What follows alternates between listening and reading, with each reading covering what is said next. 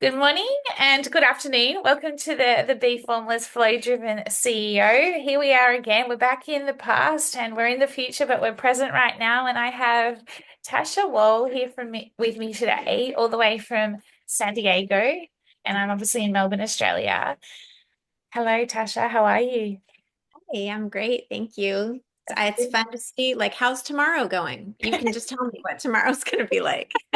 Well, tomorrow at the moment is like 10 past 7 in the morning. It's clear skies and it's feeling Beautiful. like it's going to be a good Friday vibes day because it's Friday. And so Awesome. I can't wait I'm till it's telling Friday you, for yeah, me. it's gonna be a vibey day.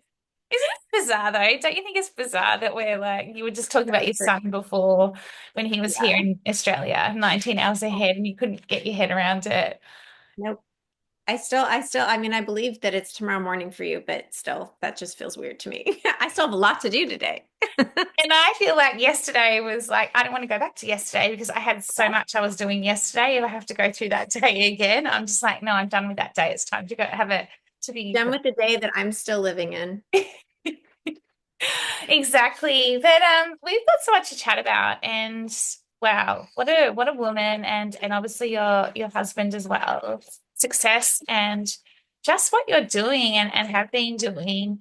The executive director of the Wall Group Inc. You collaborate with your husband, Eric Wall, to deliver these transformative keynote experiences that blend art and business insights. My music, like music to my ears, I should say, blending that creativity and business insights. And it's a joint presentation that's captivated audiences worldwide. And I think you just mentioned like you're at one point averaging 100 shows a year, Yeah. emphasizing the power of creativity and innovation in both the personal and the professional development. Fascinating. Tell us a bit about this. And then obviously there's other parts to you as well that you might want to share around the butterfly effect, etc. But yeah, Absolutely. tell us about your journey. Okay, yeah. Well, we've been doing this for about 25 years, which is crazy. We've been married for 30. And when Eric turned 29, we had three little babies under the age of 4, and he was working as an agent in a speakers bureau. And he just realized I can't do this anymore. He loved the people that he worked with, and it was a great industry, but he just thought I cannot work every day behind a desk, come in, do sales. I want to be a speaker. But we were 29. Like, what does a 29-year-old have to say to the corporate world? So he came up with this idea that he wanted to do live painting on stage and kind of bridge the gap between creativity and the business world. And so I was a theater major. I had three little kids at home, but I taught myself how to become a executive producer and marketing. And I just went for it. I put my babies down for a nap, my two little ones and my oldest one. I'd be like, okay, I have one magic school bus. Okay, go. And I would get on like the corded phone, right?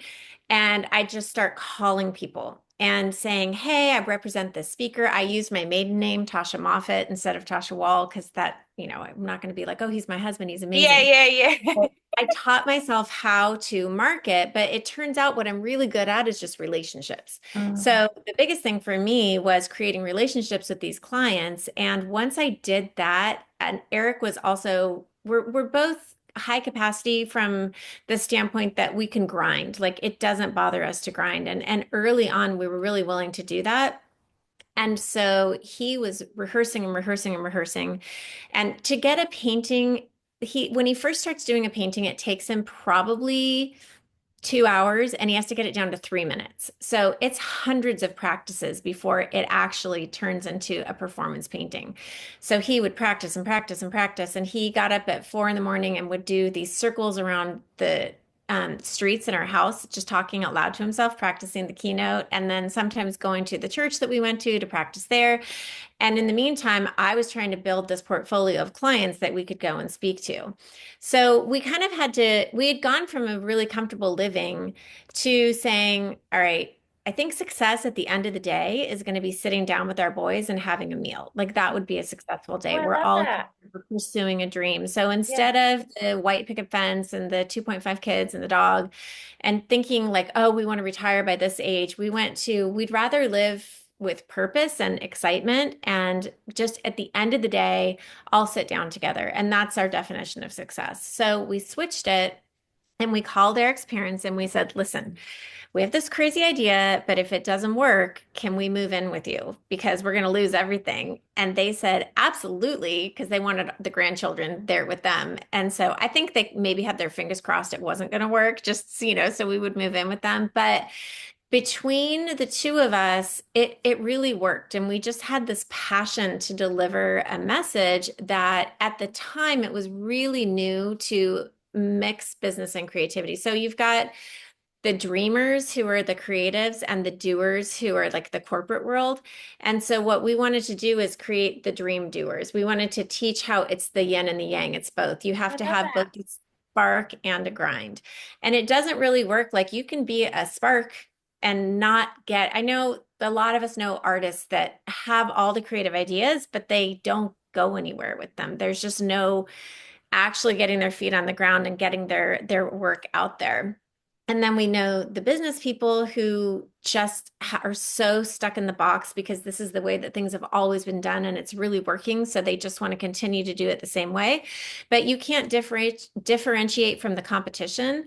You can't move ahead and thrive if you just keep on doing everything the same way that it's always been done. So our goal is to make people sort of unthink and get uncomfortable with themselves and also tap into the emotions inside of us. And so our painting portion of the program is a very emotional. There's these beautiful videos playing and this painting's being created in front of you and it just evokes emotion. And we tell our personal story about what happened to us and how we got to where we got. And then over time, it just exploded because we were A, lucky, and B, we were just really good at what we did. Yeah. And we were doing 100 to 110 a year for a while. The kids were growing up. I wasn't on the road, but I was I was about to managing all. say, traveling on No, the road with I was children. home with them, but managing all those dates. So the contracts, the deposits, the payments, the questionnaires, the customization, all the flights, all the hotel. It was so much work. But we had a couple books come out, and during that time, it just got crazy busy. And we were in our mid 30s, early 40s. We were so excited. Everything was really fun, and you have so much energy. And in the meantime, I've got this like grid of the boys' activities at home. It was like a spreadsheet of, Yeah. you know, they're all playing sports, they're all doing music, they're all so just trying to manage everything. But somehow we made it work and it was a really busy, beautiful time, but it wasn't sustainable. So a couple of things happened. Eric had to have back surgery from all of the travel. So he had that happen to him. COVID hit, Oh. all of these like crazy things crashed down around us. And we thought, oh my goodness, we're going to need to remake ourselves again. I mean, who knows if the world is ever going to open back up again and we'll be doing live events. We're a live event performance. We tried 2 or 3 Zooms. It's not the same. No, not when you're doing what you're Audiences doing. no, our audiences are usually between 1 and 3,000 people. There's energy in the room. People just we need to be there to be connected. So we really rethought everything and realized that what we were doing before wasn't sustainable. So we didn't want to keep it up at that pace, but we'd like to do it at a much um, more, I would say, boutique level, meaning that every single client that we speak to, we're diving deep into Mm. customization. So we're doing really long calls with them, understanding the culture of their company. Eric, he paints shoes, so he has a shoes for every client with their logo on them. Oh, I We love do that. paintings for them. I spend a lot of time with the management team, getting to know who they are and what they need. And so what we're speaking on is very specific to that audience at that time in that city. Um, and so we're semi-retired now, which is really beautiful. We are doing all kinds of crazy art around our house because we really live what we speak. I love your Um, art in the background, even what you've got going on and the yeah, couch. all of my butterflies Oh, and I my didn't know. Yeah, they're beautiful. Yeah, they're gorgeous. Yeah. yeah. So I think like right now, Eric is downstairs creating this massive size Lincoln with pennies. So it's Abraham Lincoln's face made out of pennies. And then he got so excited about that. He's like, we have like a bust of a woman. And so he's currently gluing pennies onto her. And we're just making our walls are all painted on. We have some paintings, but most of the walls we just paint straight on the walls. So there's murals all over the house. We built in December for our 30th anniversary, we built the cabinet to Narnia. So the C.S. Lewis Tales of Narnia. So when you walk into our living room now, it's this floor to ceiling, beautiful wardrobe cabinet. We used a lot of the emblems from the movie, but we custom created pieces for each of our families. So we said, what symbolizes you? And then we had it made out of wood. And so we're just constantly creating things that bring us joy. And creativity is just part of our everyday life. Oh, I love So that. we we also the work that we do when we're working. So in June we have 4 programs and it's like one travel day, one show day. So those days and probably the 2 days before, plus customizing beforehand, that's like full on corporate work, like lock it down. We have an immense attention to detail so that everything goes the way that it needs to go for those show days. But then we come home, we've got 4 or 5 days off, and it's like, oh, okay, these are creativity days. And we do things like we say, do you want to go to school today? And that means we're going to go to the theater, or we're going to go to a film, or we're going to go to like a cool dinner somewhere. Yesterday, we went to Hamilton is touring and we were just sitting around, and Eric's like, I really want to go see it again. We've already seen it like 5 times. We love it so much. And I was like, I me haven't seen too. it yet. Oh, you have to go. Yeah. It's so good. But we just got online and got tickets and just went spur of the moment, which is just such a fun thing to be able to do. And part of our work is going to as much performance art as possible because that's where we get our ideas. Yeah, So absolutely. My gosh, it's about there's so much to unpack. Sorry, you were going to say something else? I was just going to say it's about both. Again, I'm just going back to the spark and the grind. Like we have spark days and then we have grind days. And so somehow figuring out how to do both of those is a really great life balance for us as we are semi-retired now because we Yeah. were grinding so hard. Yeah, I call it life work flow, right? Because I feel like work life balance just and it's like how do you bring the two together? Because like what you're talking about, even just right now around your spark days, you come off the grind. You're having like 4 to 5 days where you're actively recovering. You're filling your cup up again, but it's almost that you're regenerating ideas and coming up with new ideas. So for me, that's where the life work flow kicks in because it's always flowing. There's always something. Do you know what I mean? Like something might spark another idea. Then you might go and Yeah. hit the grind again for a minute because I need to do something with that. So that's where Mhm. it's like, whereas I feel like work-life balance is just such a, well, this is life and this is work. And it's like, who says? Because I always get most of my ideas when I'm out doing something that is not work related. And then Right. I'll come back and put it into work, or it'll be like, it's like a download. Something comes through for me from in like, and it's like, okay, there you go. Because you've stepped out of the day to day. And so for me, that's that kind of, non-linear ability. There's so much to unpack. You have just literally talked about my whole like business methodology myself in terms of, and me personally, like calling out the fact that, Eric, went from, doing this 9 to 5 job, going, this can't surely cannot be it. This surely cannot be it. Right.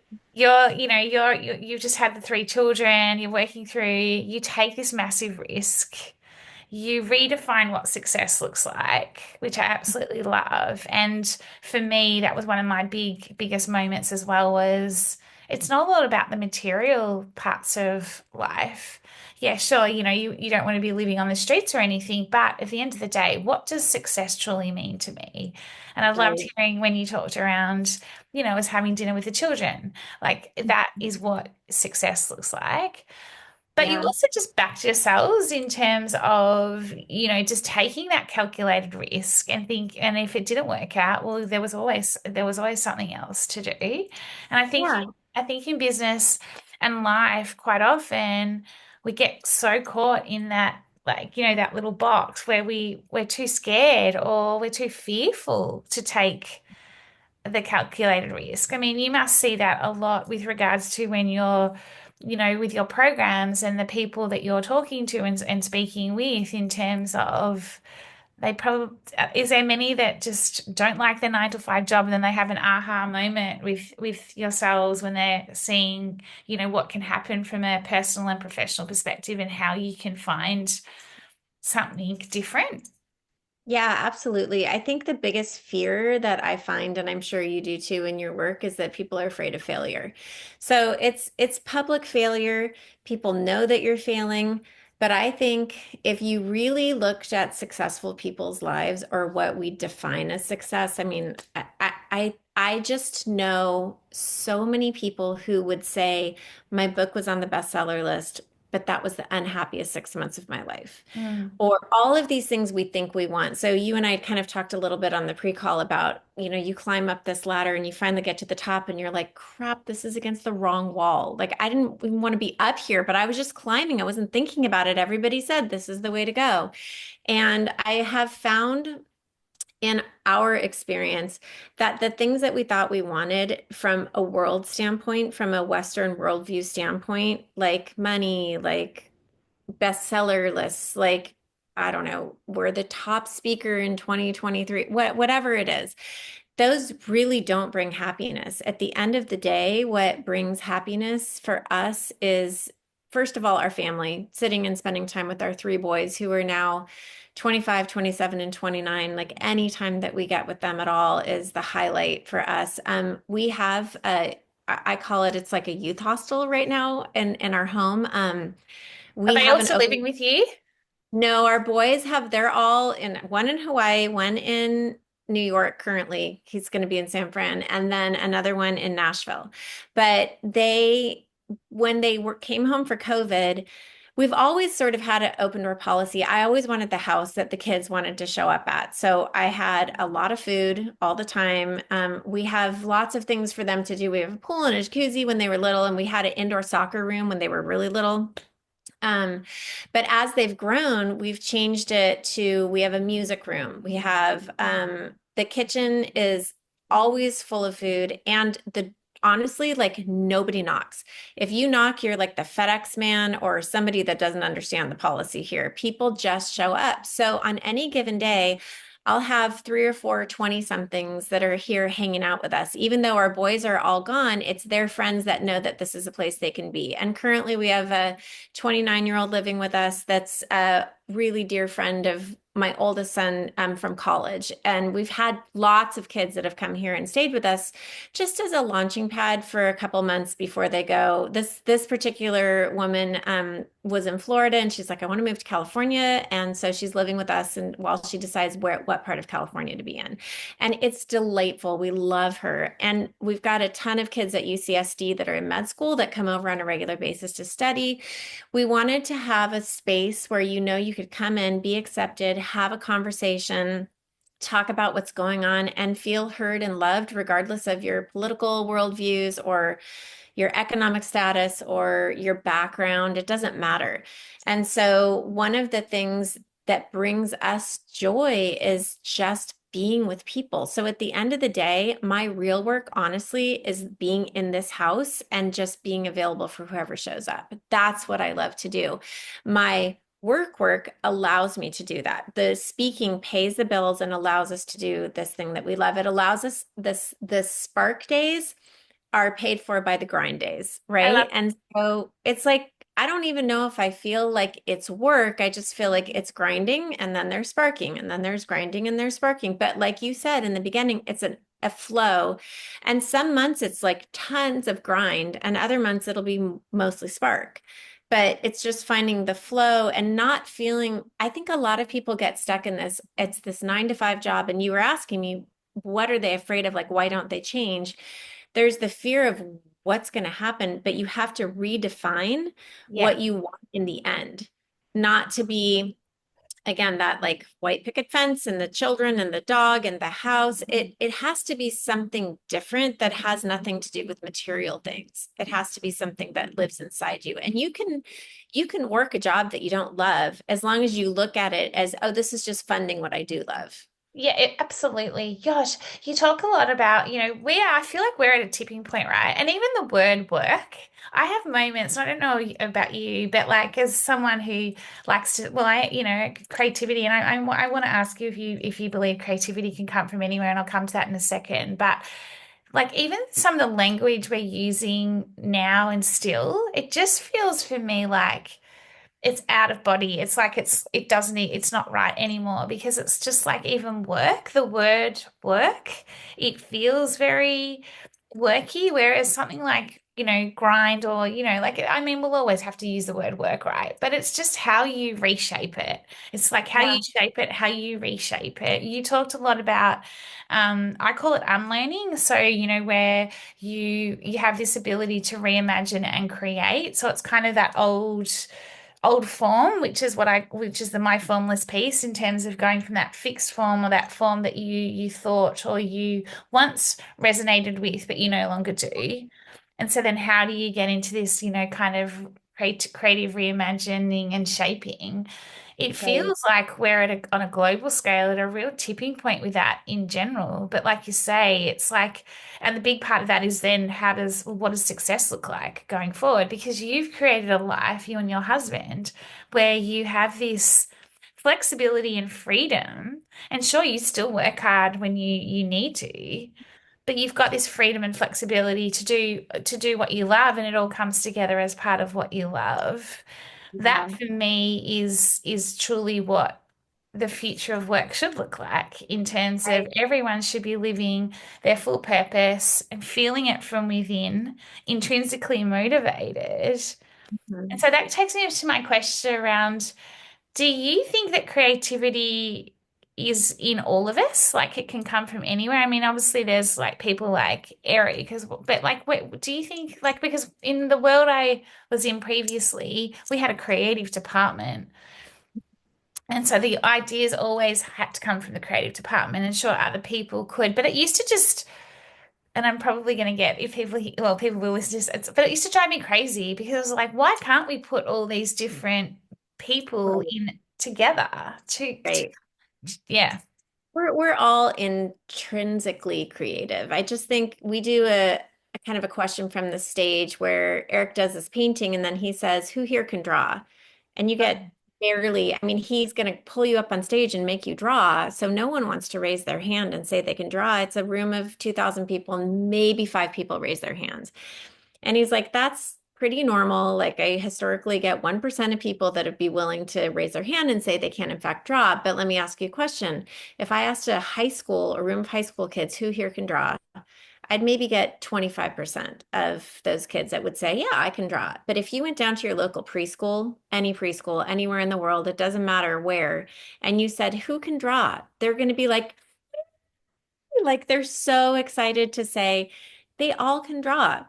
We are all creative. It's in us. We've just been told and taught that this person is creative because they're good at drawing or they're good at dancing or they're good at singing. Mm, And we have to reimagine. I liked how you said reimagine before. I think one of the teachers that I love, his name is Richard Rohr, he talks about there's order, and that's what you start with. If you've had a good life with solid parents and you haven't been abused and there's all kinds of like a solid childhood, you've got order.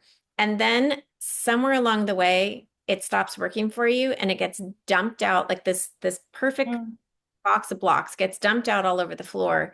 And there's your disorder. So usually crisis happens, right? But change doesn't happen in generally if it's not preceded by crisis. So then their blocks are all over the floor, and then it's your job to reorder. And you have to figure out, okay, well, what does still work for me and what doesn't? And you don't have to put all the blocks back in, but there is a piece of us that is creative if we can get back to that like childhood self. And I have found when people get stuck and they don't feel creative, you've got to find it someplace that you're not thinking. Not everyone's going to be a painter. no. Not everybody's going to draw. Not everybody has a voice that they want to get up and sing, even at karaoke. But almost everybody has like they like to be in the kitchen. Cooking, that is creative. I think I know creative accountants in Yeah, the so do way like I. I was about to yeah, say. my CFO only brings me spreadsheets in color. She's like, it's more fun in color. And then the way that she makes me feel about money and taxes and sharing and giving, it just lights me up because she's so excited about it. She sees it in a different way. And I think it doesn't matter what department you work in or whether you're a teacher, a firefighter, or a doctor, you've got to be creative in some area of your life. And it's just a matter, creativity can be taught the same way as drawing and reading and writing and arithmetic. You just have to practice it a little bit every day and find what Yeah.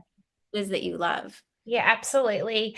When people sign up to or book in for the interview, the pod, I ask them a question around, experience in life, leadership and business. And you had this personal insight, which I thought was quite profound in terms of, and we've talked a lot about it, but I just wanted to call it out because I think it's super important in what we're talking about. But we often spend our 30s and 40s, and I want to kind of just talk a little bit about the 30s and 40s, climbing a ladder, and we get to the top and realize it's against the wrong wall, and that was your language, the wrong wall.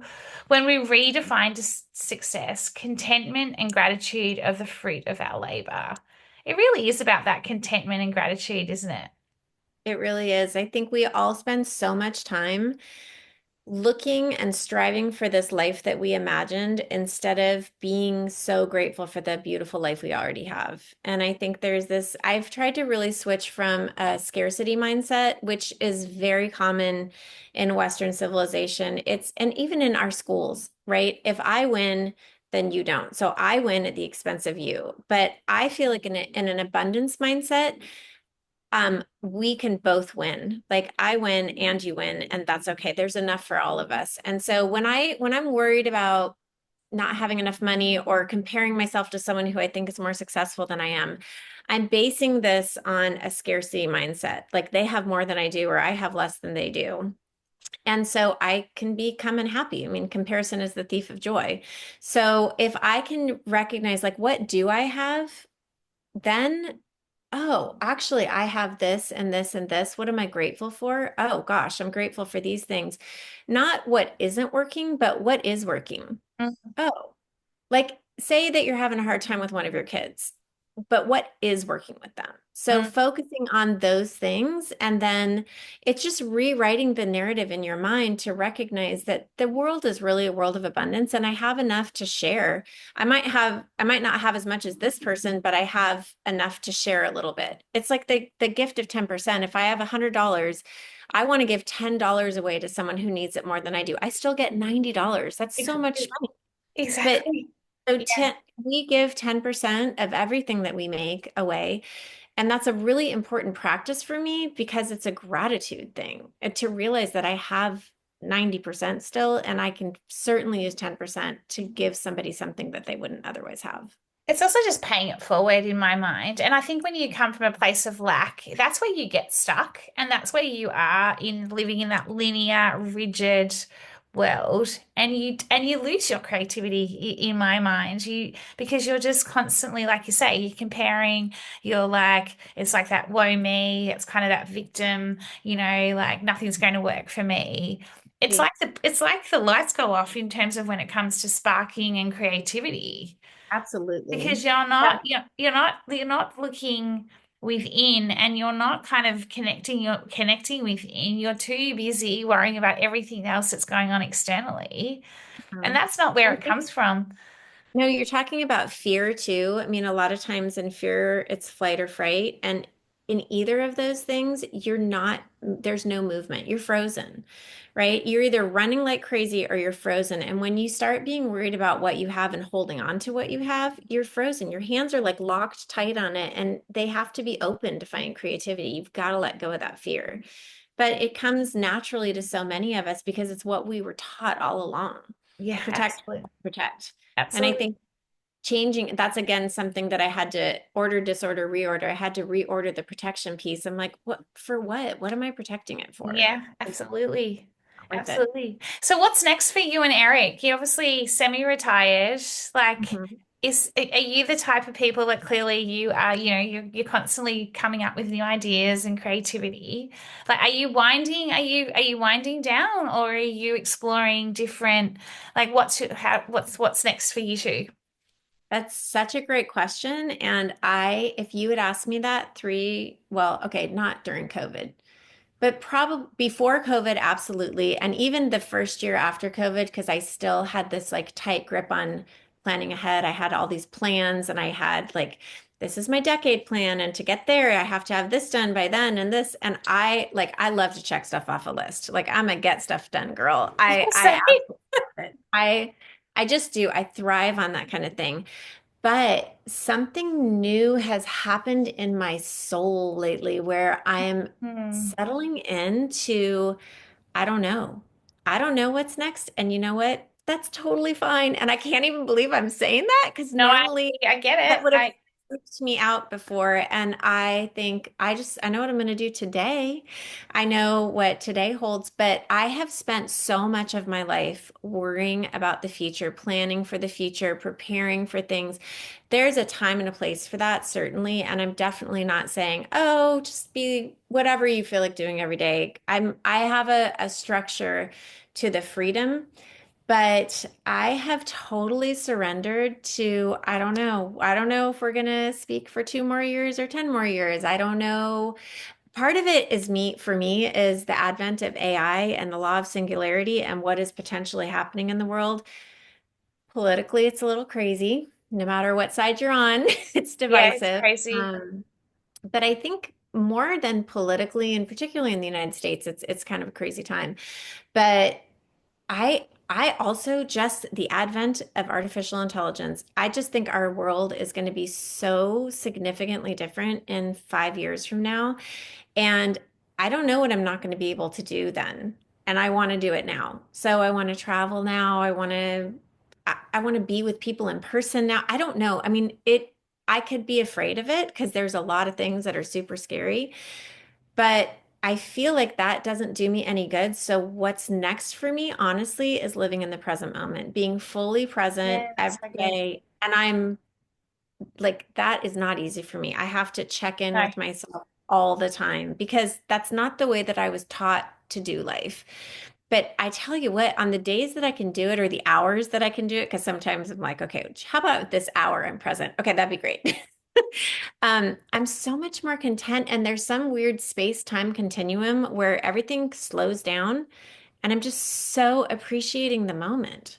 Yeah. Whether it's sitting with a cup of coffee or a book or taking my dogs for a walk, it's so much better to just be there. I don't know what clients are going to call and book us in 2026, but I can worry about that right now, and I can really strive really hard to try and get those dates. Or I can just kind of wait and see what comes because it sort of comes regardless. That's sort of It's what I've learned. Yeah, Yeah. well, I was going to ask you earlier, but it's funny, and I'm quite intuitive, and I can tell you are as well. And I'm like, no, Belinda, just wait. Something in me said wait. But it's trusting the process, really. And that's ultimately what you're doing. And I think your soul, and I relate a lot to this, and it really does guide you, and it gets louder and louder. And unless you listen to it, Yeah. things pop up, and it's just like, and then it just kind of hits you in the face, sort of thing. It's just like, you need to just listen. You need to kind of come back here within and trust Mhm. the process. And I agree. It is scary. It can be scary as all hell when you are embracing the unknown.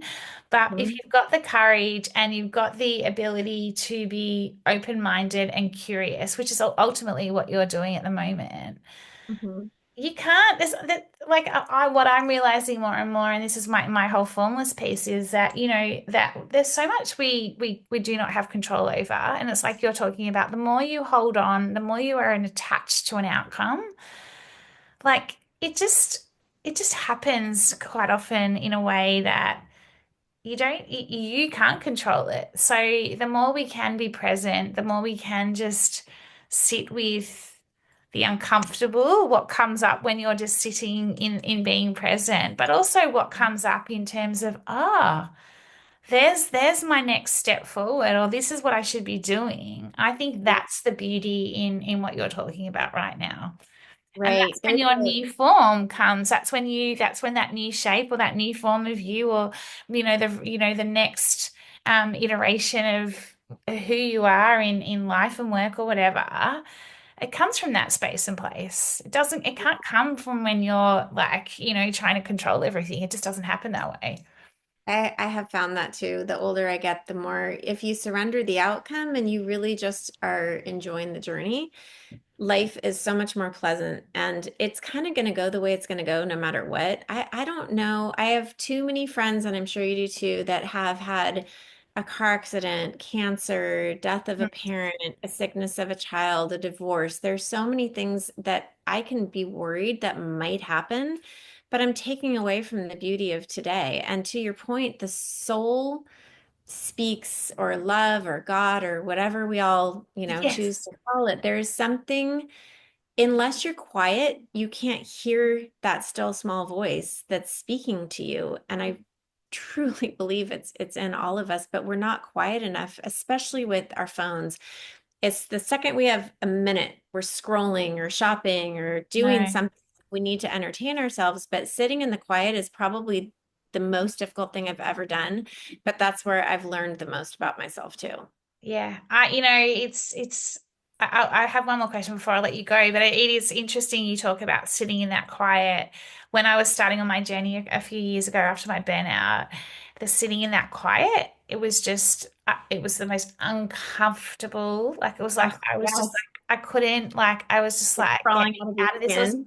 yeah, it was like it was like this noise, but there was no noise. Do you know what I mean? And it's funny, you've talked about spark and grind, and so now when I'm in the grind and I need to get into a spark, I'll use that language because it's totally, or just I notice now that it's so different because back ages ago I didn't want to sit in this like quiet silent sort of thing. And now I have my mind and my body and my soul saying to me, okay, like we need to just sit. And I'm like, oh, what happened? Like I've become this completely different person because now I'm just like, yeah, when stuff hits the fan or something's like happened, I'm like, okay, let's just sit with this. Like, what is this all about? And I want to be quiet. Or, that's one example. Or, sometimes it's just being able to, like you say, sit and just do nothing and Right. just see what comes up. And I think that is probably where, I mean, for the majority of time that human beings have been here, we've gone to bed when the sun sets. We've gotten up when the sun rises. We spend time with each other, talking to each other, in relationships with each other. And it's just there's this shift where first of all the world has gotten so small in that it's so big, but we have access to all of it. And any information anytime we want. ChatGPT, tell me all about whatever. I mean, there's so much information out there, and we're not made to be able to take that much in. So to go back to that place of stillness and silence is the place that I'm learning to find more and more peace. And if you had told me that 20 years ago, I would have said, never in a million billion years. Like I can't, I like get stuff done. That's what I do. I move. Mm, I mm. can't be. And I think what's underneath the stillness, like you said, it's the crazy voices that you have to let the chatter sort of die down before you get to the peace. So you have to like know that the first part of silence is going to be super uncomfortable because it's where your ego comes in, Yeah. all your fears come in, all your demons come in. But they'll eventually leave you alone if you're quiet for long enough, and then Yeah. you can get that stillness. I'm actually going to do a silent meditation retreat this year. I've never done one before, and a woman who was talking to me about it a while ago, she said, "B, just go all in, do the full 6 days. It'll be one of the most transformative experiences you've ever had." And I'm I'm I'm excited super for you. I'm super scared, but I'm also just like I was trying to do it at the start of this year, but I couldn't get in. And I feel Mhm. like for some reason, it'll be better for me to do it later this year. I just feel like it's because this year is just feeling like a big year. And yeah, I'm actually really excited about sitting in silence and meditating. And, I mean, you can speak if you need to one of the guides, but like it'll just be a fascinating experience.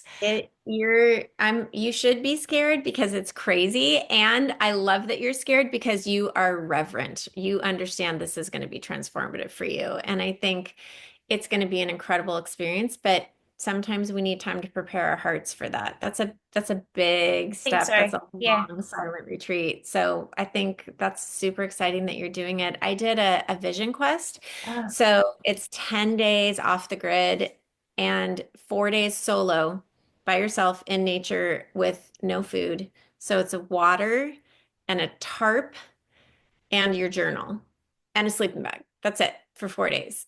And so that I waited. I knew I wanted to do it when I turned 40, but I couldn't until I was like 49 because the boys weren't, they were still home and I needed to go when I knew that there wouldn't be anybody that needed me. And to be off grid for one thing for 10 days was just crazy with these 12 mm, women and guides. But the 4 days alone, that was the longest 4 days of my life. It was forever. I thought like I was like, I'll hike every day. I'm pretty active. I know I'm going to be like doing stuff and I'll draw and I'll paint and I'll sing. No. I was so hungry after the first day and so exhausted and so the alone part was not the hardest part, but just the silence.